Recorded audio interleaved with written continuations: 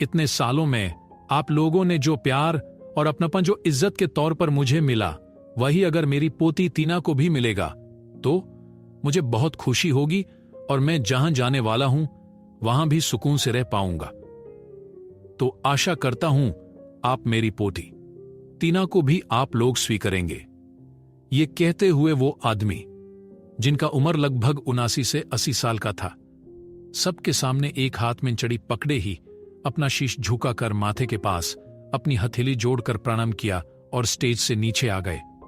उनके बाजू में जो लड़की खड़ी थी वो अब मिक के पास आकर दरवाजे की तरफ देखते हुए कहा, तो अब सब लोगों की इंतजार खत्म करते हुए हमारे सामने आ रहे हैं हमारे कंपनी के नए सीईओ मिस टीना रयचंद। सबके तालियों के गड़गड़ाहट के बीच एक 24 साल की छोटी लड़की ऑफिस सूट में अंदर आई। उसके बाल बूंद में बंधे हुए थे, नूड लिपस्टिक और मेकअप ना के भराभर। आते ही टीना मिक के सामने खड़ी हो गई और सबको अपना सर हल्का सा झुकाकर नमस्ते किया और कहा, thank you so much everyone for the warm welcome. I hope I wouldn't disappoint any one of you present in the group. लेकिन मैं आप सबको एक बात क्लियर करना चाहती हूं, वो ये कि जैसे मैं वर्कaholic हूं उसी तरह मैं सबसे एक्सपेक्ट करती हूं no rumours to be spread. किसी को भी कुछ भी कहनी हो और किसी से डर रहे हो तो उस आदमी की पीठ पीछे बुराई नहीं, पेपर पेन लो और उनके बारे में लिखो और मुझे भेजो with evidences. I will take a very cruel action. हर एक डिपार्टमेंट में एक कंप्लेंट बॉक्स होगा जिसका यूज करके आप मुझ तक अपनी बात पहुंचा सकते हैं। हर रोज मेरे वॉलंटियर्स ये बॉक्सेस चेक करेंगे। मैं जल्द ही वॉलंटियर्स को भी अपॉइंट करने वाली हूं। अब आते हैं काम की तरफ। अगर मुझे पता चला कि कोई अपना काम जूनियर से या इंटर्न से करवा रहा है तो अपनी जॉब भूल जाओ। मैं अपने दादू जितनी अच्छी तो नहीं, लेकिन काम के मामले में पूरी हैवान हूं। I hope a very good cooperation from all you guys. Thank you. फिर से तालियों की गड़गड़ाहट सुनाई दी और पीछे से ग्लास टूटने की आवाज सुनाई दिया तो अचानक से अपने ख्यालों से बाहर आकर टीना उस आवाज की तरफ देखने लगी। एकदम से अपने जगह से उठी और टूटे हुए ग्लास की तरफ देखते हुए अपने माथे पर हल्के से मारा और धीमी लेकिन गुस्से से कहा, क्या बात है राधा? इस महीने में 7वां ग्लास है जो आपके हाथ से टूटा। कितनी बार कहा है, मुझे देखकर घबराने की कोई जरूरत नहीं। हल्के से राधा के दोनों बाजू पकड़ अपनी तरफ घुमाकर थोड़ी उदास होकर कहा, आप मेरे माँ के जैसे हो, आपकी बहुत इज्जत करती हूं। मैं कभी भी आप पर गुस्सा नहीं कर सकती। अगर फ्यूचर में जब कभी आपको लगे कि मैं आपसे बदतमीजी कर रही हूं तो आप बिना सोचे समझे किसी की भी सामने हो मुझे थप्पड़ मार सकते हो। टीना की बातें सुनकर राधा की आंखें नम हो गई और उसी घबराहट में हल्के से बोली, बेबी, आज आपकी शादी की 3री सालगिरह है, लेकिन चौथे साहब, मेरा मतलब विशाल, अभी तक नहीं आए। मुझे लगा आप गुस्से में होंगे। राधा की बातें सुन टीना निराशा में लंबी सांस छोड़ते हुए फिर से कहा, मैं गुस्सा नहीं हूं राधा जी, बस मायूस हूं कि क्यों दादू ने बिना सोचे समझे इस लाफंगे को मेरे गले बंध दिया। एक नंबर का अय्यश, झूठा, मक्कर, फरेबी और लड़कीबाज हैं। मुझे यह समझ नहीं आ रहा कि दादू ने इसमें क्या देखा कि इसके हाथ में सीईओ का पोस्ट और मुझे देने निकले थे। राधा ने अपने उंगली टीना के होठों से हल्के से छूते हुए कहा, बेबी, कोई सुन लेगा। विशाल के बारे में ऐसी बातें मत करो। हमें पता नहीं कितने लोग इस घर में उनकी तरफ है। थोड़ा आहिस्ते से। दोनों एक दूसरे को देखकर हल्का सा मुस्कुरा दिया और राधा टीना की कमरे से निकाल कर आ गई। राधा रयचंद मैंशन की हेड सर्वेंट है।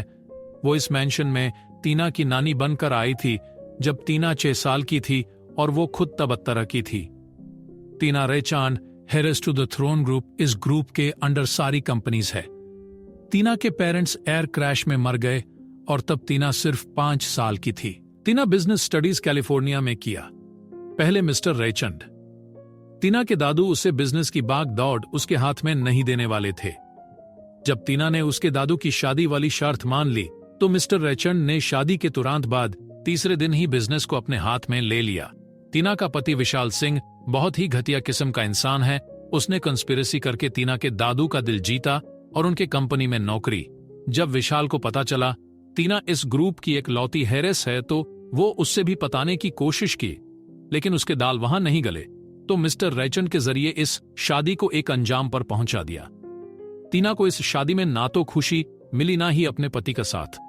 शादी के 1 साल के अंदर ही मिस्टर रैचन गुजर गए, जिस वजह से विशल को कोई रोकने वाला नहीं रहा। इसी बात का फायदा उठाते हुए टीना ने विशल को अपने आंखों से दूर हॉस्पिटल और होटल के काम में उसे उलझाने के लिए राजस्थान भेज दिया। बिजनेस की बागडोर संभालते हुए टीना को बहुत सारी मुश्किलें आई, लेकिन 4 महीनों के अंदर ही उसने सब सीख लिया। राधा को कुछ याद आते ही वो फिर से टीना के कमरे में आई और कहा, बेबी, आपकी 25वीं सालगिरह अगले महीने है, आपको वकील के पास जाना होगा। सारी कंपनीज टीना के नाम पर हो गए तो अब लॉयर कौन सी प्रॉपर्टीज देने वाले हैं। मिस्टर रैचन की क्या मजबूरी थी कि उन्होंने टीना की शादी ऐसे निकम्मे आदमी विशल से कर दी। उसके दादा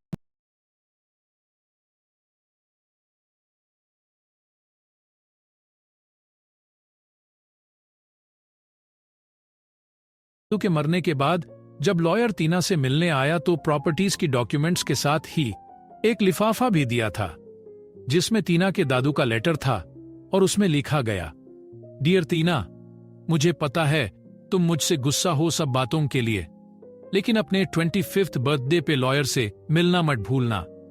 तुम्हारे लिए एक सरप्राइज है बच्चा। मिस यू दादू। टीना ये लेटर की बात याद आते ही उसने मन में सोचा, ऐसा क्या सरप्राइज देने वाले हैं दादू मेरे 25th बर्थडे पर। प्रॉपर्टीज तो नहीं हो सकते तो फिर। राधा ने जोर से टीना को भुलाया तो टीना का ध्यान टूटा और जल्दी में कहा, मुझे याद है राधा जी, आप जाकर मेरी नाश्ता तैयार कीजिए, मुझे ऑफिस निकलना है। लॉयर अवस्थी एक अधेड़ उम्र के आदमी जो टीना के पापा के बचपन का दोस्त था, इसलिए मिस्टर रैचन को उन पर बहुत भरोसा था। सब कुछ उनके साथ डिस्कस करते थे, उसी तरह सरप्राइज वाली बात भी। अब टीना के पास इंतजार करने के अलावा कोई रास्ता नहीं रहा।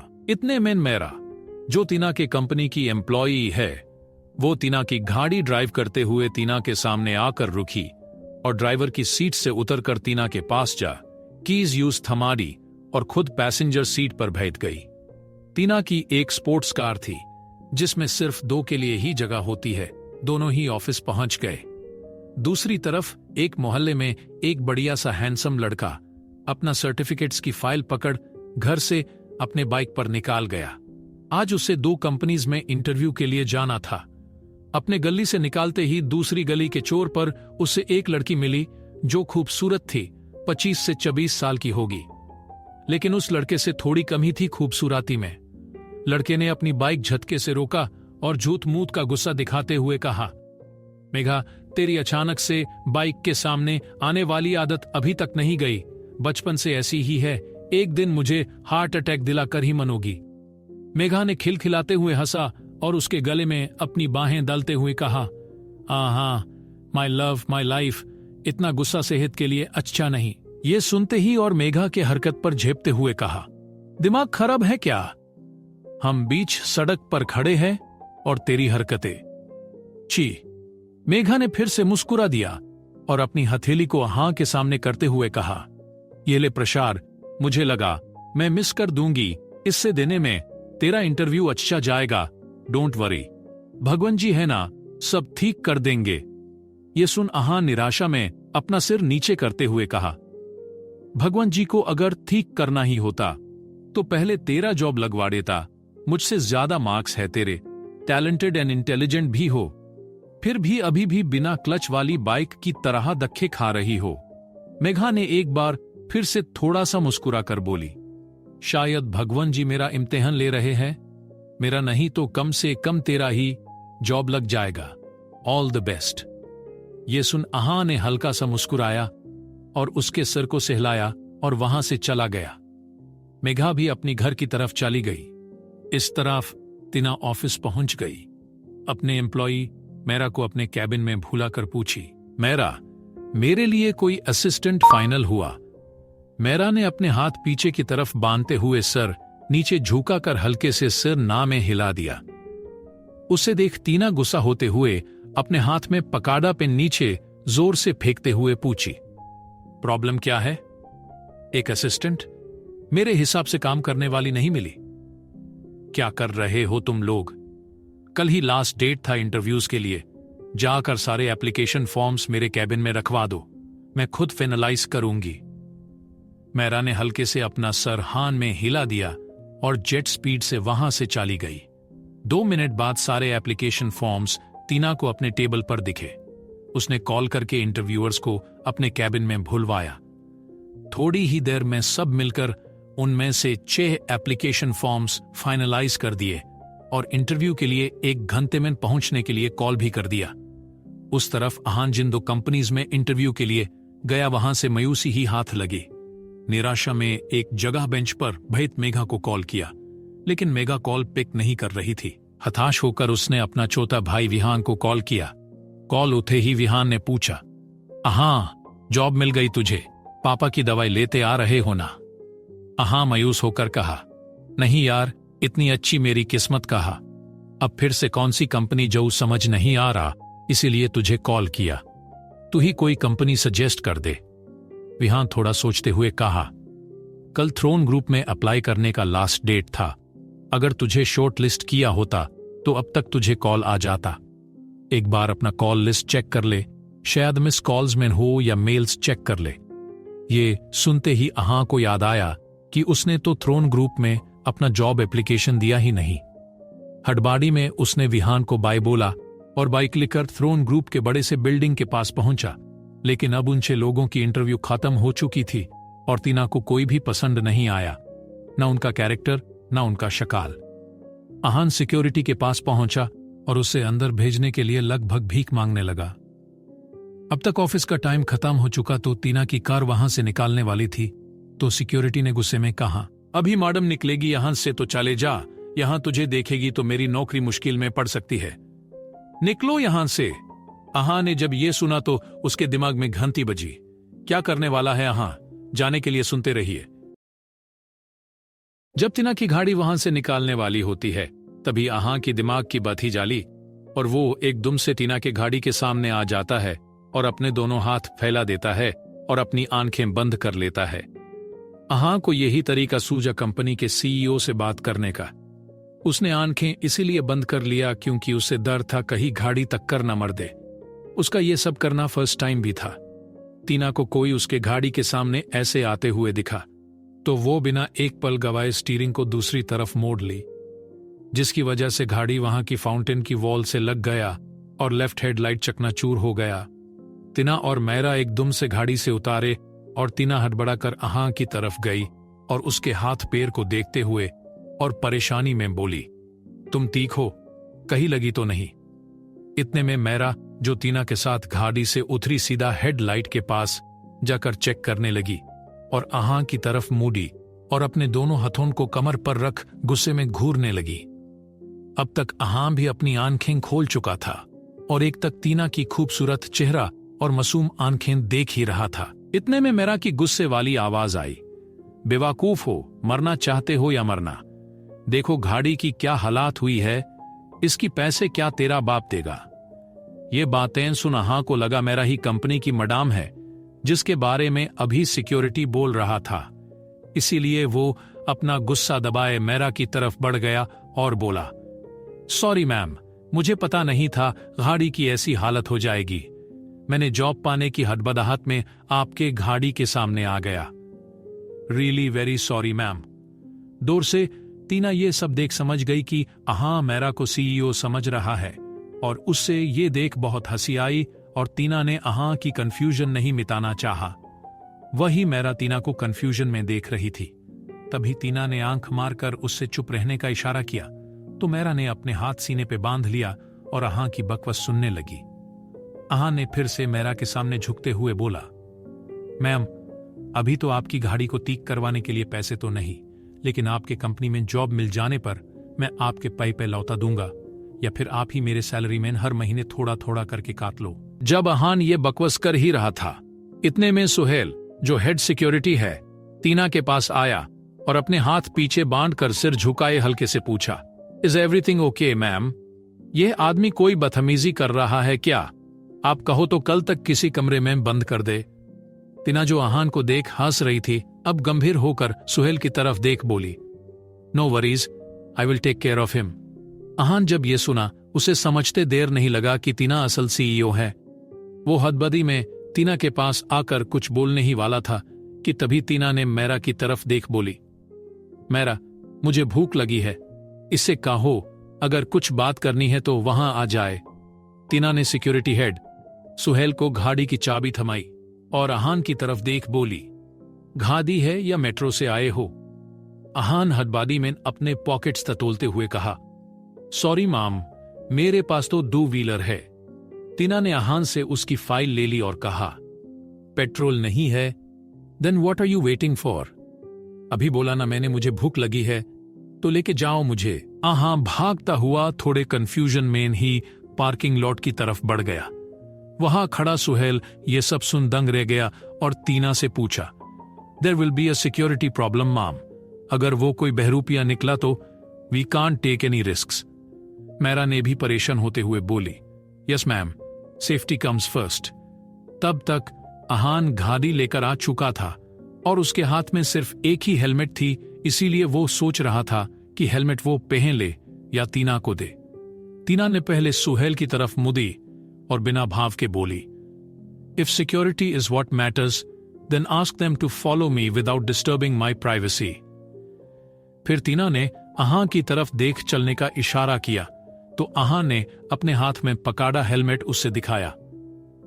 टीना ने सुहेल की तरफ फिर देखते हुए कहा, किसी के पास दूसरा हेलमेट है तो मंगा लो और उसे आज रात ऑफिस में ही सोने के लिए कहो, कल की पूरी दिन उसे छुट्टी मिलेगी। सुहेल ने हान कहा और दूसरी तरफ मुड़कर अपने वॉकी टॉकी में कुछ कहा तो एक काली गाड़ी उसके पास आकर रुकी। सुहेल उस गाड़ी के ड्राइवर से कुछ कहा और उसके हाथ से हेलमेट लेकर टीना को दे दिया। अब तक हां अपना हेलमेट पहन गाड़ी पर एकदम आगे लगभग पेट्रोल टैंक पर बैठ गया। टीना गाड़ी के ऊपर अपने दोनों पैर दोनों तरफ डालकर बैठी और मैरा से कहा, एड्रेस भेज दूंगी, कैच यू देयर, बाय। और आहां की पीठ थपथापा कर चलने का इशारा किया। यह सुन मैरा हक्की बक्की रह गई और पूछना चाहती थी कि वो उस एड्रेस तक कैसे पहुंचे, लेकिन तब तक आहां गाड़ी वहां से भगा चुका था। आहां बाइक के हैंडल पर थोड़ा झुककर बहुत धीमी गति में बाइक चला रहा था और बहुत दूर बहता था। टीना को यह देख हंसी आ गई, लेकिन अगलाए ही पल अपनी हंसी कंट्रोल करते हुए थोड़े गुस्से में कहा, मैं कोई अछूत हूं जो इतनी दूर बहते हो, या कोई भूदी हूं जो इतनी धीरे गाड़ी चला रहे हो? अब तक चुप बहता मन में कुछ सोच रहा आहां टीना की बातें सुन थोड़ा पीछे खिसक गया और गाड़ी को तेज भगाने लगा। अब हल्की सी आवाज में टीना से पूछा, माम, आपके पास तो एक से बढ़कर एक गाड़ी होंगी, तो फिर मेरे फातीचर बाइक पे ही क्यों चलना चाहा? अब क्या जवाब देगी टीना? क्या इस मौके का फायदा उठाकर कोई राइवल या कॉम्पिटिटर टीना पे हमला करवाएगा? तो जाने के लिए सुनते रहिए। गाड़ी पर चढ़ते ही आह्वान ने टीना से झिझकते हुए बोला, कि आपके पास बहुत सारी गाड़ियां होगी तो फिर क्यों आप मेरे गाड़ी पर आ गई? तो टीना ने कहा, बाइक की सैर एक्सपीरियंस करने बैठी, लगता है आपको अच्छा नहीं लगा। आह्वान ने यह सुनते ही अपनी जीभ दांतों के बीच दबाते हुए कहा, सॉरी मैम, मेरा वह मतलब नहीं था। जाने दे कौन से रेस्टोरेंट के पास छोड़ना है और आपके दोस्त मैडम आने तक वहीं रुकूंगा। आह्वान को पता नहीं था कि मैरा की टीना से क्या रिलेशन था, मतलब उसे नहीं पता कि मैरा उसकी दोस्त है या एम्प्लॉई। टीना ने अपने दोनों हाथों को पीछे के हैंडल पर रखा और थोड़ा झुकते हुए आहान के कान के पास बोली, नजदीक में कोई अच्छा रेस्टोरेंट है तो वह ले जाओ। आहान ने थोड़ा सोचा और कहा, मैम, मुझे तो पता नहीं, बस स्ट्रीट फूड स्टॉल्स ही पता है, लेकिन आपके लिए वह बहुत ही छोटा सा जगह हो जाएगा, इसीलिए आप कोई 5 स्टार या 7 स्टार होटल बताए, मैं आपको वह ले चलता हूं। टीना ने बिना देरी किए कहा, इलीट होटल। आहान ने बाइक इतनी तेजी से चलाया कि वह लोग सिर्फ आधे घंटे में होटल पहुंच गए। इलाइट होटल इस शहर का सबसे बड़ा होटल था। इसमें नाइट बार, डिस्को और रेस्टोरेंट भी हैं। आहान ने टीना के हाथ से हेलमेट लिया और खुद का हेलमेट भी उतार बाइक पर रखा और अपना हुलिया ठीक करने लगा। टीना अब अंदर की तरफ जा रही थी तो अहान भी उसके पीछे चला गया। अंदर आते ही टीना कॉर्नर की टेबल पर बैठ गई और वेटर को ढूंढ रही थी। वहीं अहान अंदर आते ही चारों तरफ अपना मुंह खोले देखता ही रहा। अहान का पहली बार था लड़कियों को ऐसे दारू पिए नाचता हुआ देखना। उसे पता था कि लड़कियां ड्रिंक करती हैं, लेकिन ऐसे देखना पहली बार था। तब तक टीना ने वेटर को बुलाकर अपनी ऑर्डर भी बता दिया और अब वो अपने पास रखा अहान के फाइल की पन्ने पलट रही थी। इतने में मायरा होटल के अंदर आई और टीना के पास बैठ गई। यह देख अहान उन दोनों की तरफ आ कर टीना को देखते हुए कहा, माम, अब ये मैडम भी आ गई तो फिर मैं चलता हूं, और अपना फाइल हाथ में लिया। टीना ने मेरा की तरफ देखते हुए अहान का मजाक उड़ाते हुए कहा, कोई आज जॉब के लिए हमारे कार के नीचे आते आते बच गया और बिना कुछ मांगे ही जा रहा है, क्यों औकात याद आ गई अपनी। ये सुन अहान अपनी जगह पर जम जाया और पीछे पलटकर गुस्से में अपनी हाथ बींच ली, लेकिन शांत आवाज में टीना से कहा, मैम, मुझे पता है कि जॉब इंटरव्यूज खत्म हो गए हैं, लेकिन मैं बेकार में कोशिश करने लगा। आपको लिफ्ट देने का मौका मिला, मैं उसी में खुश हूं। गुड नाइट मैम कह वहां से जाने लगा। टीना अहान की बात सुनकर अपने सोफे में पीछे की तरफ सिर टिकाते हुए रूखे अंदाज में बोली, हमें घर कौन ड्रॉप करेगा, वो भी बता दीजिए। अहान को तब याद आया कि टीना तो उसके बाइक से यहां आई है और एक जेंटलमैन का फर्ज होता है कि लड़कियों को सेफली उनके घर ड्रॉप कर दे। यह सोच अहान टेबल पर अपना फाइल रखा और मैरा के बाजू में बैठ गया। अब तक टीना ने अपनी आंखें बंद कर ली थीं। मैरा ने यह देख अहान की बाजू को पकड़ डिडेच अपनी तरफ करते हुए उससे हाथ मिलाया और हल्का सा मुस्कुराते हुए कहा, hi, my name is Maira, employee of throne group, ma'am की subordinate, and you are? Ahaan उसके आंखों में देख कहा, myself Ahaan Malhotra, age 27 years old, graduated as a. Maira Ahaan को बीच में रोकते हुए जोर से हंस पड़ी और कहा, sorry, I didn't mean it dude, ये कोई जॉब इंटरव्यू नहीं है, तो इतना फॉर्मल क्यों हो रहे हो? कम ऑन, हम यहां चिल करने आए हैं, सो बी कूल। कहे वह डांस फ्लोर की तरफ देखने लगी। तभी उसकी फेवरेट सॉन्ग बजा तो वो जोर से चिल्लाते हुए वहां से उठकर डांस फ्लोर पर चली गई। इस बीच टीना ने एक बार भी अपनी आंखें नहीं खोली, लेकिन सब सुन रही थी। इतने में वेटर टेबल पर खाना रखकर चला गया। अहान कभी खाने को देखता तो कभी टीना को, तो तभी टीना ने बिना आंखें खोले ही कहा, खाना तुम्हारे लिए है, खा लो वरना ठंडा हो जाएगा। चेहरे देखते ही पता चल रहा है कि तुम सुबह से भूखे पेट घूम रहे हो। ये सुन अहान हैरान हो गया और टीना से धीमी आवाज में हिचकिचाते हुए पूछा, खाने के बदले अगर जॉब मिल जाता तो? टीना अब आंखें खोल लिया और अहान की आंखों में देखते हुए कहा, वो भी मिल जाएगा, लेकिन कल सुबह। अभी के लिए खाना खत्म करो। मेरा अब तक डांस फ्लोर से टेबल तक आ चुकी थी और खाना देख अहान के साथ खाने पर टूट पड़ी थी।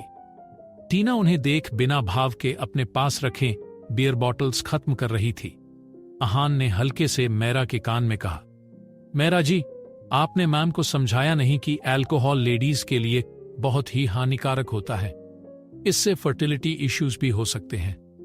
यह सुन मायरा ने अहान को अजीब नजरों से घूरा और अपने हाथ में निवाला लेते हुए हल्के से बोली, वह हमारी सुपीरियर ओवर ग्रुप की सीईओ, हम कैसे बोल सकते हैं?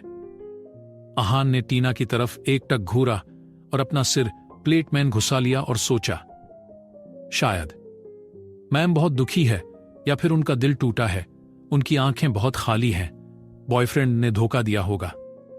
थोड़ी देर बाद सबका हो चुका था और बिल पेमेंट टीना ने अपनी कार्ड से कर दिया। बाहर निकलकर मैरा अपनी मंजिल की तरफ चली गई और जाते जाते अहान को टीना के घर का पता और लोकेशन अहान के मोबाइल पर सेंड करके गई। अहान ने टीना को बाइक पर मैरा के मदद से बिठा लिया और उसके कोट को उतारकर बाजुओं से टीना को अपने से बांध लिया और टीना के घर की तरफ निकल गया। क्या टीना अहान को जॉब का झांसा दे रही है या अहान को पता चलेगा कोई सच? सुनते रहिए। अहान ने टीना को अपने बाइक पे बिठाया और उसके घर की तरफ बाइक मोड़ दिया। टीना के घर के बाहर पहुंचते ही राधा आकर टीना को बाइक से उतरने में मदद किया और अंदर जाने लगी। तभी अहान ने थोड़ा घबराते हुए बोला, सॉरी आंटी, मैं माम को पीने से मना नहीं कर पाया। अगर हो सके तो उन्हें कल सुबह उठते ही नींबू पानी देना। यह कह जाने वाला था, तभी टीना को संभालते हुए राधा ने हल्के आवाज में कहा, इतनी दूर इतनी तकलीफ उठाकर आए हो तो अंदर आ जाओ, पानी पीकर जाना। यह सुनते ही अहान ने झिझकते हुए कहा, अरे नहीं आंटी, बहुत देर हो गया है, मुझे अब निकलना चाहिए। घर पर मेरे पापा और भाई इंतजार कर रहे होंगे।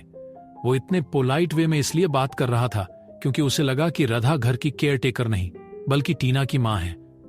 राधा ने फिर से अहान को इंसिस्ट करते हुए कहा, 2 मिनट की बात है, अगर नहीं चले तो बेबी सुबह मुझ पर गुस्सा करेगी।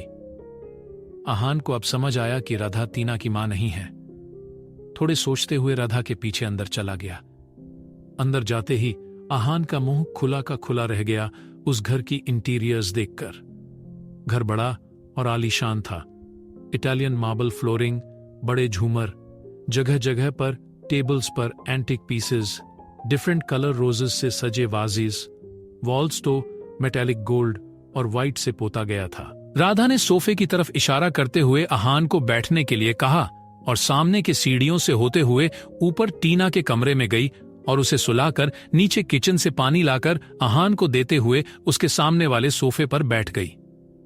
अहान की तरफ देखते हुए पूछी, नए नए दोस्त बने हो क्या बेटा, पहले तो नहीं देखा?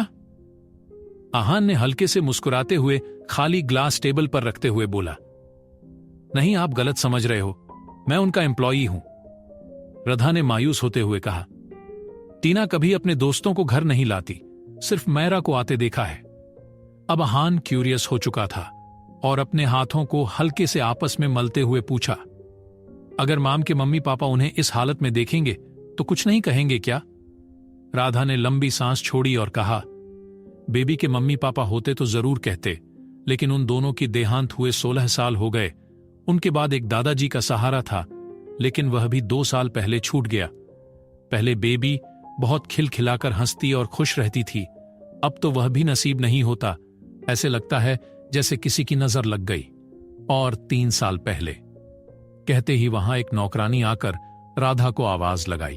कुछ याद आते ही वह अहान की तरफ देख बोली, सॉरी बेटा, मैं भी कैसी बातें लेकर बैठ गई।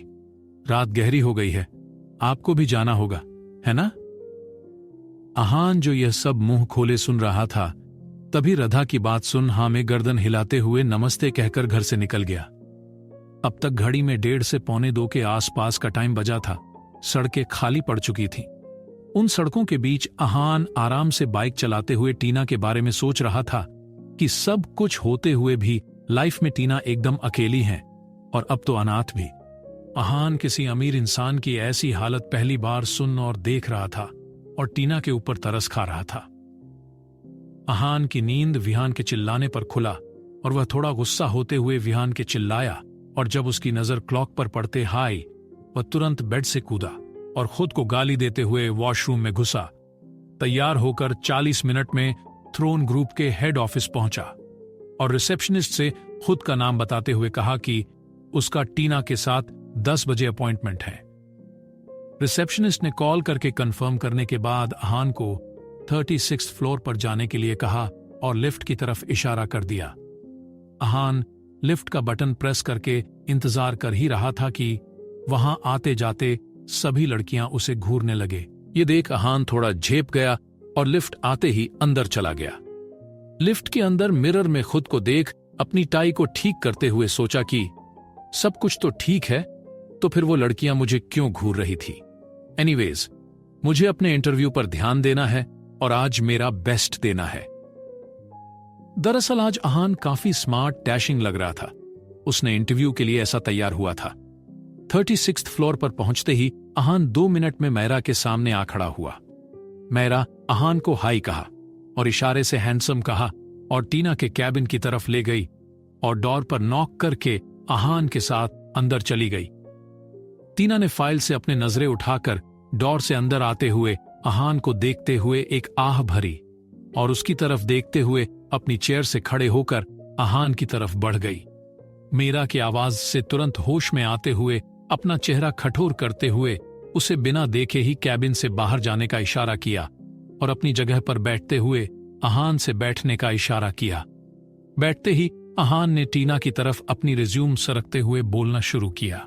माम, मैंने फाइनेंसिंग में ग्रेजुएशन कंप्लीट किया है, इससे रिलेटेड कोई जॉब नहीं मिला तो एक्सपीरियंस भी नहीं है, अपने कहा। अहान आगे कुछ कहने वाला था, तभी टीना ने उसे रुकने का इशारा किया और अपनी उंगलियों के बीच पेन को हिलाते हुए अपनी चेयर में रिवॉल्व होते हुए कहा, अभी के लिए इस विंग में कोई जॉब्स नहीं है। यह सुन अहान को गुस्सा आया और तुरंत खड़े होते हुए टीना को बीच में काटते हुए कहा, तो कल रात को आपने प्रॉमिस क्यों किया? यह कहते हुए अहान ने अपनी टाई ढीली कर लिया।